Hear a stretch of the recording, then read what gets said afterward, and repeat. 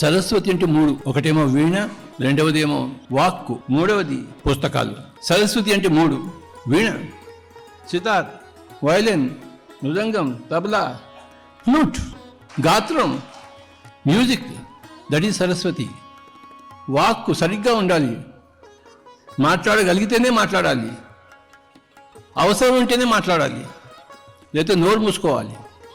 ఎంత మాట్లాడాలో అంతే మాట్లాడాలి, ఎలా మాట్లాడాలో అలానే మాట్లాడాలి, ఎక్కడ మాట్లాడాలో అక్కడే మాట్లాడాలి, ఎప్పుడు మాట్లాడాలో అప్పుడే మాట్లాడాలి.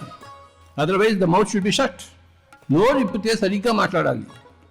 నోటిలోని మాట అంట ఆత్మ యొక్క ఆత్మయ్య అంట.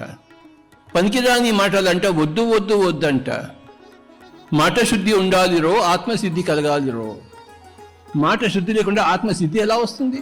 ధ్యానం రాకముందు నోటి నిండా అశుద్ధ మాటలే. ఏం మాట్లాడుతున్నాడో తెలియదు, ఎందుకు నోరిప్పాడో తెలియదు. నోటి నిండా అశుద్ధం ఉన్న సమాజం. సరస్వతీదేవి వాణి, వాక్కు. ఎలా ఉండాలి వాక్కు? ఏదైనా ఒక పని లక్ష్యం పెట్టుకుంటే సాధిస్తాం. లక్ష్యమే లేకపోతే ఏం సాధిస్తాం జీవితంలో? ఏమిటి లక్ష్యము? సరస్వతీదేవిలా ఉండడమే లక్ష్యము. ఏ జన్మలోనైతే ప్రతి వాక్కు సరిగా ఉంటుందో ఆ జన్మే ఆఖరి జన్మ అవుతుంది. మీ వాక్కు సరిగ్గా ఉందో లేదో మీకే తెలుస్తుంది.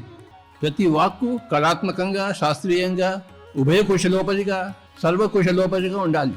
When every word that comes out of your mouth is perfect, you are living in the final lifetime.